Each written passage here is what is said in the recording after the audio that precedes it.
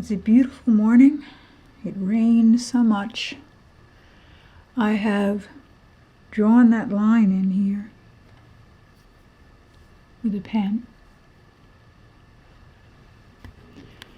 And I've got a red thread in the needle. I've got 2 strands this time. And I'm going to do a split back stitch here. And I'm going to connect these figures through the eyes.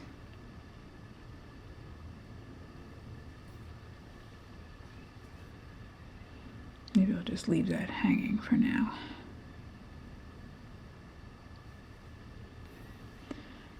And the reason I'm using the double strand here instead of just one is because in this particular instance, this is getting rather busy here. It's not that simple a cloth, and there's a lot going on, and so I think one single strand of red is not going to show enough, and I haven't picked a really bright red. I've picked sort of a blood red, I would say. I thought that was appropriate, kind of a heart color, I guess. And again, I always smash these stitches down, kind of embeds them in the cloth. Actually, one of the things when I'm sewing, if the stitches don't seem to be sinking into the cloth, I always consider the cloth that I'm using too hard. I don't, again, want it to sit on the surface, but I want it to seem like it's part of the surface, part of the, well, not the surface, part of the cloth itself.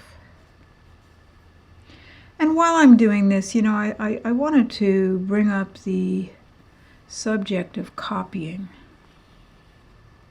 because it comes up so often. And I just thought this might be a good opportunity while I'm basically connecting the figures to talk about what connects us.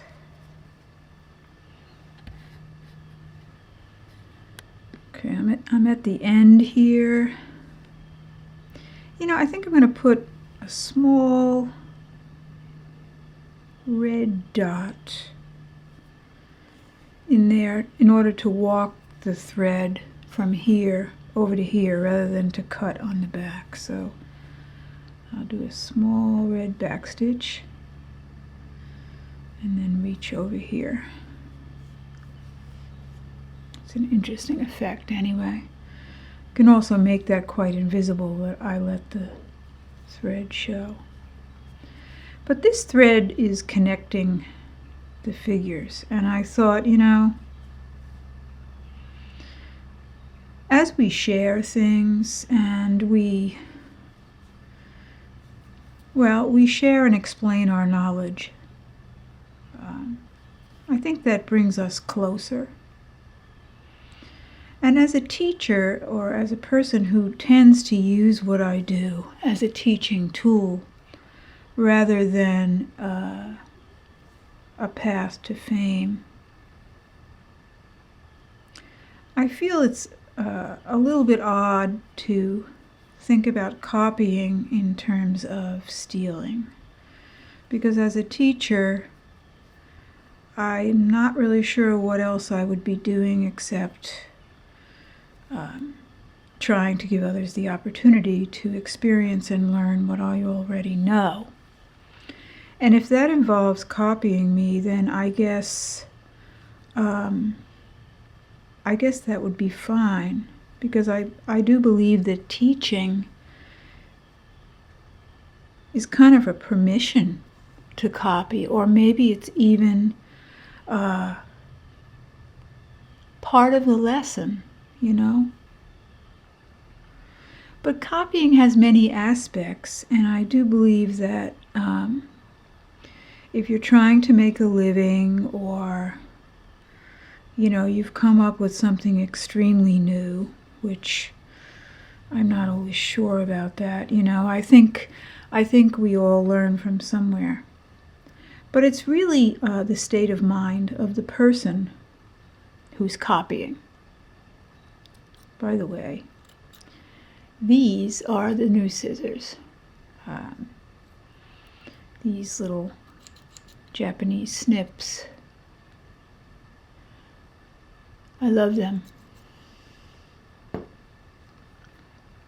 Anyway, back to that. What exactly are we doing when we copy, Unless you're in some profession where you want to take advantage of what the other person knows. Copying is a good exercise. There are some people who never seem to need to really copy. They seem to absorb a concept, and they seem to go forward on their own. But I'm saying seem because I really can't say that out of all the people I've come across and taught something, that I don't see some form of imitation. And I believe that probably I'm flattered by it most of the time, although I have found myself in a couple of instances wondering what the other person was thinking.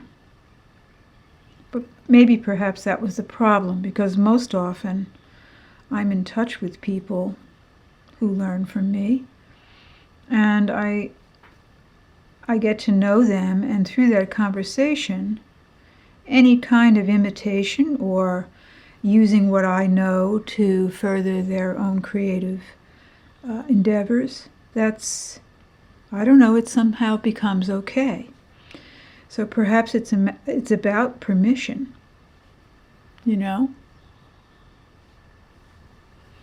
So I think, I think it's up to you.